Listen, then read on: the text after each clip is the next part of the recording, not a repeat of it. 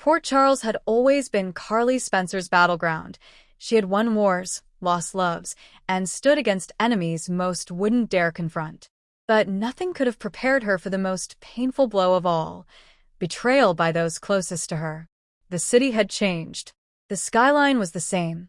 The Quartermain mansion still loomed with its aristocratic grace, and Kelly's diner still served the same warm coffee. But for Carly, home had become a battlefield where loyalty turned into daggers. The betrayal was not by enemies, but by blood. And now, the woman who once ruled Port Charles with fiery tenacity was facing her exit. Laura Wright, the iconic force behind Carly for over 19 years, had decided it was time to step away. But GH wasn't letting her leave without an explosive final arc. Michael Corinthos had always walked the tightrope between being Carly's pride and Sonny's heir. But fatherhood and heartbreak had changed him. Since the fallout with Willow and the trauma of Wiley's custody battles, Michael's moral compass began spinning. Carly was stunned when she walked into ELQ's boardroom and saw Michael seated beside Martin Gray. "What is he doing here?" she asked, instantly suspicious. Michael rose, his eyes cold. "We're taking ELQ in a new direction, Mom. I've sold off the remaining Corinthos shares that Sonny left me, and I'm pulling your seat." "You're kicking me out of the company your grandfather built?" Carly's voice cracked, though she stood tall. "It's not personal," Michael replied. "But your recent decisions, especially your support of Jason's rogue operations, are hurting ELQ." It was deeply personal. Her own son had turned corporate dagger on her. Carly left the boardroom shattered. Carly found temporary solace in Jocelyn, her smart, fierce daughter. But as she stepped deeper into the fallout with Michael, something didn't feel right. Joss was distant. She wasn't confiding in Carly anymore. It wasn't long before Ava Jerome, with that classic smirk, dropped the bomb. "I suppose Carly knows who Jocelyn's new partner is?" Ava purred at the Metro Court bar. "Oh, she doesn't? You should ask her what she's doing in Sonny's old warehouse on Pier 45. Carly's heart plummeted. Later that night, she followed her instincts, and Joss. In the shadows of Pier 45, she saw her daughter in a heated embrace with Dex Heller. Dex. Sonny's ex-protege. Jason's rival. The man who had once been suspected of betraying the family. Carly burst out of the shadows. "You've been lying to me, working with him behind my back." "I'm not a child, Mom," Joss shot back. "Dex and I are building something new, away from the legacy of violence and lies that you created." It was the second dagger. After Bobby Spencer's passing, the will reading at the courthouse became a community event. Carly expected sadness, but not sabotage. Diane read the documents. "And to my daughter Caroline, I leave the deed to the Metro Court, if and only if she disassociates herself from the Corinthos family permanently." Gasps filled the room. Carly's eyes burned with tears. "My mother would never ask that of me." Lucas stood. "She did, Carly. She wanted you to finally find peace away from Sonny, away from mob life." Lucas's voice trembled as he added, "I begged her not to include the clause. But she said she had to try to save you before it was too late." The Metro Court was Carly's haven. Her identity. And now it was being used to sever her from her past. She declined the inheritance that day, but the wound left by her own mother's posthumous demand would never heal. Brooklyn Quartermain had always walked between Carly's world and Ned's aristocracy. When Brooklyn came to Carly with a proposal to merge Deception Cosmetics with Metro Court's spa division, Carly was cautious, but hopeful. "Think of it, Carly," Brooklyn insisted. "We turn the Metro into the next big lifestyle brand. You stay relevant. We push back against Ava's new deal with Aurora." Carly signed the papers. But 3 days later, she received a notice of liquidation. Brooklyn had sold her stake to Valentine Cassadine, and in turn, he flipped the spa rights to none other than Nina Reeves. Carly cornered Brooklyn at the Q Mansion. "You sold me out to Nina?" "I didn't have a choice," Brooklyn whispered. "Valentine offered triple the value. I needed the money for something personal."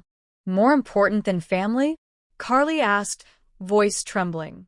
"I'm sorry," was all Brooklyn could say. And there it was. Betrayal number 4. The walls were closing in. Michael's power grab. Jocelyn's silence. Bobby's will. Brooklyn's backdoor deal. Sonny had vanished on another mission. Jason was distant, wrestling with his own ghosts. Drew was still recovering from Nina's affair. Carly felt alone, adrift in a town she once ruled. Then came the call. Frank Valentini, the executive producer, was on the line. Laura, we want to do something meaningful. Something powerful. You've earned it. Are you ready? She took a deep breath. Yes. Carly is done. But not without one final storm. Carly didn't break. She burned. She went straight to Diane and drew up a new will. She liquidated her Metro Court holdings and donated half to the Bobby Spencer Children's Clinic. The other half, she funneled into a fund supporting victims of mob violence, an open jab at Sonny's legacy. Next, she confronted each betrayer. To Michael, you can have ELQ, but you lost a mother. To Jocelyn, love who you want. But know this, when Dex leaves you for power, don't come to me crying. To Lucas and Bobby's memory, I won't dishonor my past, even if you hated what I became. To Brooklyn, one day you'll learn that money buys silence, not peace. And finally, she faced Nina. In the Metro Court ballroom, where years of heartbreak and revenge had unfolded, Carly walked in wearing crimson.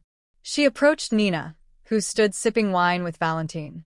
I'm leaving, Carly said simply. Nina smirked. Running again? No, Carly replied. Graduating. Nina raised an eyebrow. To what?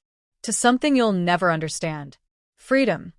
The last scene was filmed on a windswept pier. Carly stood alone, holding a photo of Bobby, Jason, Sonny, and her kids, back when everything still made sense. She set the picture afloat on the water.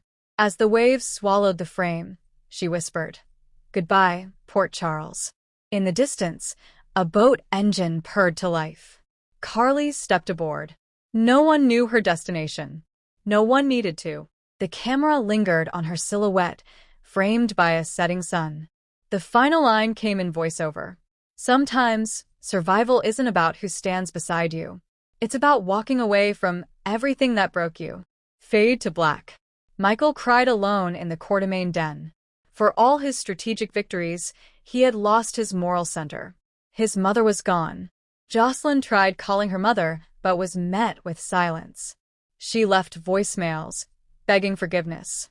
Brooklyn faced a press scandal as Deception's deal with Nina imploded. Lucas found a letter from Carly, calm, honest, and heartbreakingly final. Jason returned from a mission only to find Carly's house empty. He read her goodbye note. You were always my safest place. I hope I was yours too. Carly's exit left ripples everywhere. Sonny Corinthos, haunted by guilt and regret, began spiraling again. Jason Morgan returned to war mode, determined to find out who pushed Carly out and who would pay. Jocelyn, fueled by remorse, took her first step toward a future in Carly's image, vowing never to betray again. Nina Reeves, now a business queen, discovered power was hollow without an enemy like Carly. Laura Collins, the mayor, initiated a citywide campaign to rename the Children's Center, Bobby and Carly's safe haven. And in the soap opera tradition, a mysterious woman with blonde curls was seen boarding a train in Prague, whispering to a child, Come on, baby. We've got a new life ahead. In a farewell interview, Wright said, It's been the honor of my career. Carly has lived and loved fiercely, but it's time for her to rest. I leave with immense gratitude, and with my heart full. Fans flooded social media. Tributes poured in from cast members. Maurice Bernard, Sonny, Carly was my other half. Laura, you gave her a soul. I'll miss our dance. Kelly Monaco, Sam, writes Carly was a force. A legacy. A queen. Chad Duell, Michael, I played her son. But she taught me how to act.